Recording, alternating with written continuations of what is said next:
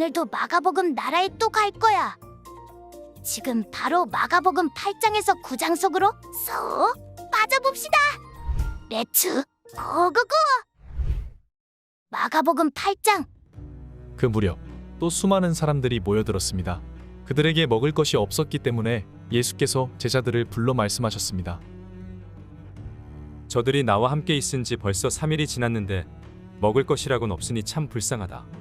멀리서 온 사람도 있으니 굶겨 보냈다가는 가다가 도중에 쓰러질 것이다. 제자들이 말했습니다. 하지만 이렇게 빈들에서 이 사람들을 다 먹일 만한 빵을 어디서 구하겠습니까? 예수께서 물으셨습니다. 너희에게 빵이 얼마나 있느냐? 제자들이 대답했습니다. 7개입니다. 예수께서 사람들에게 땅에 앉으라고 말씀하셨습니다. 그러고는 빵 7개를 가지고 감사기도를 드린 후 떼어 제자들에게 주면서 사람들 앞에 가져다 두라고 하셨습니다. 그래서 제자들은 그렇게 했습니다. 그들에게는 작은 물고기도 조금 있었습니다. 예수께서는 물고기도 감사기도를 드린 후 제자들을 시켜 나눠주라고 하셨습니다. 사람들이 배불리 먹고 나서 제자들이 남은 조각들을 거두어 보니 7 광주리에 가득 찼습니다. 거기에는 대략 4,000명의 남자가 있었습니다. 예수께서 그들을 돌려보내시고는 제자들과 함께 배를 타고 달마누다 지방으로 가셨습니다. 바리새파 사람들이 와서 예수께 시비를 걸기 시작했습니다. 그들은 예수를 시험하려고 하늘로부터 오는 표적을 구했습니다. 예수께서는 깊이 탄식하시며 말씀하셨습니다. 이 세대가 왜 표적을 구하느냐? 내가 너희에게 진실로 말한다. 이 세대는 어떤 표적도 받지 못할 것이다. 그러고 나서 예수께서는 바리새파 사람들을 떠나 다시 배를 타고 호수 건너편으로 가셨습니다. 제자들은 깜빡 잊고 빵을 가져가지 않았습니다. 그들이 가진 것이라고는 배 안에 있던 빵 1개뿐이었습니다. 예수께서 제자들에게 경고하셨습니다. 조심하라. 바리새파 사람들의 누룩과 헤롯의 누룩을 주의하라. 제자들은 이 말씀을 두고 서로 수군거렸습니다. 우리에게 빵이 없어서 그러시나 보다. 그들이 수군거리는 것을 다 아시고 예수께서 말씀하셨습니다. 왜 빵이 없는 것을 두고 말하느냐? 너희가 아직도 알지 못하고 아직도 깨닫지 못하느냐? 너희 마음이 둔해졌느냐? 너희가 눈이 있어도 보지 못하고 귀가 있어도 듣지 못하느냐? 기억하지 못하느냐? 내가 빵 5개를 5,000명에게 떼어 주었을 때 남은 조각을 몇 바구니나 거두었느냐? 그들이 대답했습니다. 12바구니였습니다. 내가 빵 7개를 4,000명에게 떼어 주었을 때는 남은 조각을 몇 광줄이나 거두었느냐? 그들이 대답했습니다. 7 광줄이었습니다. 그러자 예수께서 말씀하셨습니다. 너희가 아직도 깨닫지 못하느냐? 그리고 그들이 벳세다에 갔습니다. 사람들이 보지 못하는 사람을 데려와 예수께 만져달라고 간청했습니다. 예수께서 그 사람의 손을 잡고 마을 밖으로 데리고 나가셨습니다. 예수께서 그 사람의 눈에 침을 뱉으시고 그에게 손을 얹으시며 물으셨습니다. 뭐가 좀 보이느냐? 그러자 그 사람이 쳐다보며 말했습니다. 사람들이 보입니다. 그런데 나무가 걸어다니는 것처럼 보입니다. 다시 한번 예수께서 그 사람의 눈에 손을 얹으셨습니다. 그러자 그가 뚫어지게 바라보더니 시력이 회복돼 모든 것을 분명히 보게 됐습니다. 예수께서 그를 집으로 보내시며 말씀하셨습니다.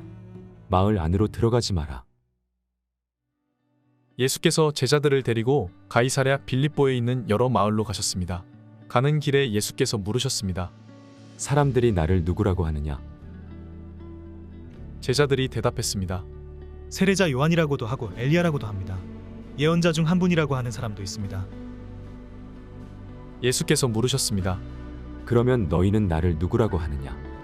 베드로가 대답했습니다. 주는 그리스도이십니다. 예수께서 제자들에게 자신에 대해 아무에게도 말하지 말라고 단단히 주의를 주셨습니다. 예수께서 제자들에게 인자가 많은 고난을 당하고 장로들과 대제사장들과 율법학자들에게 배척받아 죽임당했다가 3일 만에 다시 살아나시게 될 것임을 가르치기 시작하셨습니다. 예수께서 이 일을 드러내놓고 말씀하시자 베드로는 예수를 붙들고 그게 무슨 말이냐며 항의했습니다. 그러자 예수께서 제자들을 돌아다보시고 베드로를 꾸짖으시며 말씀하셨습니다. 사탄아, 내 뒤로 물러가거라. 내가 하나님의 일은 생각하지 않고 사람의 일만 생각하는구나. 그리고 예수께서 제자들과 그분을 따르는 사람들을 다 불러놓고 말씀하셨습니다. 누구든지 나를 따르려거든 자기를 부인하고 자기 십자가를 지고 따라야 한다.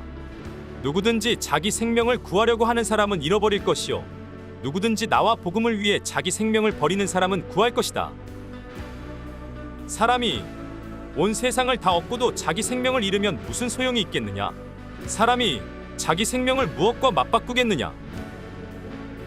누구든지 음란하고 죄 많은 이 세대에서 나와 내 말을 부끄럽게 여기면 인자도 아버지의 영광을 입고 거룩한 천사들과 함께 올 때 그를 부끄럽게 여길 것이다. 마가복음 9장. 예수께서 그들에게 말씀하셨습니다. 내가 너희에게 진실로 말한다. 여기 서 있는 사람 가운데 죽기 전에 하나님 나라가 능력을 떨치며 오는 것을 볼 사람이 있다. 6일 후에 예수께서 베드로, 야고보, 요한만 따로 데리고 높은 산으로 올라가셨습니다. 그런데 예수께서 그들 앞에서 모습이 변하셨습니다. 예수의 옷은 이 세상 그 누구도 더 이상 희게 할 수 없을 만큼 새하얗고 광채가 났습니다. 그리고 거기에 엘리야가 모세와 함께 그들 앞에 나타나 예수와 이야기를 나누었습니다. 베드로가 예수께 말했습니다. 주여, 우리가 여기 있는 것이 좋겠습니다. 우리가 초막 3개를 만들어 하나에는 주를, 하나에는 모세를, 하나에는 엘리야를 모시도록 하겠습니다. 모두들 몹시 두려웠기 때문에 베드로는 무슨 말을 해야 좋을지 몰라 이렇게 말했습니다. 그때 구름이 나타나 그들 위를 덮더니 구름 속에서 소리가 들려왔습니다. 이는 내 사랑하는 아들이다. 그의 말을 들으라. 그 순간 그들은 주위를 살펴보았습니다.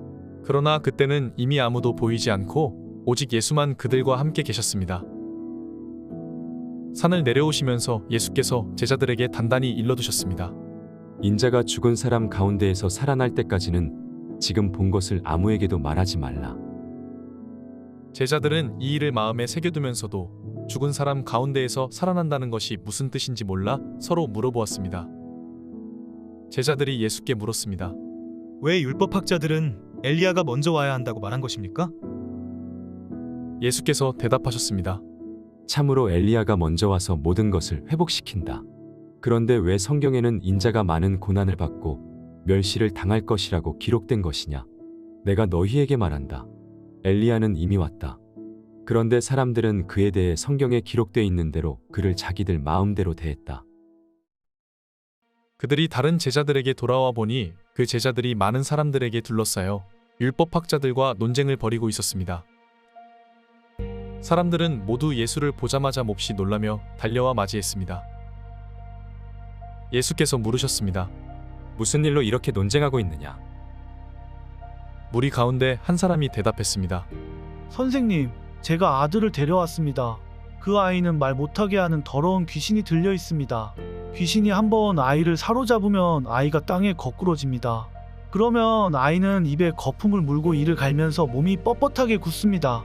그래서 선생님의 제자들에게 귀신을 쫓아내 달라고 부탁했지만 쫓아내지 못했습니다. 예수께서 말씀하셨습니다. 이 믿음 없는 세대야. 내가 언제까지 너희와 함께 있어야 하겠느냐? 내가 언제까지 너희에게 참아야 하겠느냐? 아이를 데려오라. 그러자 그들이 아이를 예수께 데려왔습니다. 더러운 귀신은 예수를 보더니 곧 아이의 몸에 경련을 일으켰습니다. 아이는 땅에 거꾸러지더니 입에 거품을 물고 뒹굴었습니다. 예수께서 아이의 아버지에게 물으셨습니다. 이 아이가 언제부터 이렇게 됐느냐? 그가 대답했습니다. 아주 어릴 때부터입니다. 귀신이 아이를 죽이려고 여러 번 불 속에 내던지고 물 속에도 빠뜨렸습니다. 그러나 선생님께서 어떻게든 하실 수 있다면 제발 우리를 불쌍히 여기시고 도와주십시오. 예수께서 말씀하셨습니다. 하실 수 있다면이 무슨 말이냐? 믿는 사람에게는 모든 일이 가능하다. 그러자 곧 아이의 아버지가 소리쳤습니다. 내가 믿습니다. 믿음이 부족한 나를 도와주십시오. 많은 사람들이 이 광경을 보려고 달려오는 것을 보시고 예수께서 귀신을 꾸짖으셨습니다. 듣지 못하게 하고 말 못하게 하는 귀신아, 내가 내게 명령한다. 이 아이에게서 나와 다시는 들어가지 마라. 더러운 귀신은 소리 지르며 아이에게 심한 경련을 일으키더니 나갔습니다. 아이가 죽은 것 같이 돼 누워 있자 많은 사람들이 수군거렸습니다. 아이가 죽었나 보다. 그때 예수께서 아이의 손을 잡아 일으키셨습니다. 그러자 아이가 벌떡 일어섰습니다. 예수께서 집 안으로 들어가신 후에 제자들이 따로 물어보았습니다. 어째서 저희는 귀신을 쫓아내지 못했습니까? 예수께서 대답하셨습니다. 이런 귀신은 오직 기도로만 쫓아낼 수 있다. 그들은 그곳을 떠나 갈릴리를 지나가게 됐습니다. 그러나 예수께서는 자기 일행이 어디로 가는지 사람들이 모르기를 바라셨습니다. 이는 제자들을 가르치고 계셨기 때문입니다. 예수께서 그들에게 말씀하셨습니다. 인자는 배반을 당하고 사람들의 손에 넘겨져 죽임당할 것이다. 그러나 3일 만에 그는 다시 살아날 것이다. 그러나 제자들은 그 말씀이 무슨 뜻인지 깨닫지 못했고 두려워서 예수께 묻지도 못했습니다. 그들이 가버나움으로 갔습니다. 집 안에 계실 때에 예수께서 제자들에게 물으셨습니다. 오는 길에 너희끼리 왜 논쟁했느냐? 그러자 제자들은 말이 없었습니다. 그들은 길에서 누가 가장 큰 사람이냐 하는 문제로 다투었기 때문입니다. 예수께서 자리에 앉으시면서 12제자를 불러놓고 말씀하셨습니다. 누구든지 첫째가 되려면 모든 사람의 꼴찌가 돼야 하고 모든 사람을 섬기는 종이 돼야 한다. 예수께서 한 어린아이를 데려와 그들 가운데에 세우셨습니다. 그리고 아이를 팔로 껴안고 제자들에게 말씀하셨습니다. 누구든지 내 이름으로 이런 어린아이 하나를 영접하는 사람은 나를 영접하는 것이고 누구든지 나를 영접하는 사람은 나를 영접하는 것이 아니라 나를 보내신 분을 영접하는 것이다. 요한이 말했습니다. 선생님, 선생님의 이름으로 귀신을 쫓아내는 어떤 사람을 보고 우리를 따르는 자가 아니어서 우리가 그에게 하지 못하게 했습니다. 예수께서 말씀하셨습니다. 못하게 하지 마라. 내 이름으로 기적을 행하고 나서 바로 나를 욕할 사람은 없다. 누구든지 우리를 반대하지 않으면 우리 편이다. 내가 너희에게 진실로 말한다. 너희가 그리스도의 사람인 것을 알고 너희에게 물 한 잔이라도 주는 사람은 반드시 자기가 받을 상을 잃지 않을 것이다. 또 누구든지 나를 믿는 어린아이들 중 하나라도 죄짓게 하는 사람은 차라리 큰 맷돌을 목에 달고 바다에 던져지는 것이 나을 것이다. 내 손이 너를 죄짓게 하거든 잘라버려라. 두 손을 가지고 영원히 꺼지지 않는 지옥 불에 떨어지느니 성하지 않은 몸이 되더라도 생명에 들어가는 것이 더 낫다. 또 내 발이 너를 죄짓게 하거든 잘라버려라. 두 발을 가지고 지옥에 던져지느니 저는 다리로 생명에 들어가는 것이 더 낫다. 또 내 눈이 너를 죄짓게 하거든 뽑아버려라. 두 눈을 가지고 지옥에 던져지느니 한 눈만 가지고 하나님 나라에 들어가는 것이 더 낫다. 지옥은 벌레도 죽지 않고 불도 꺼지지 않는 곳이다.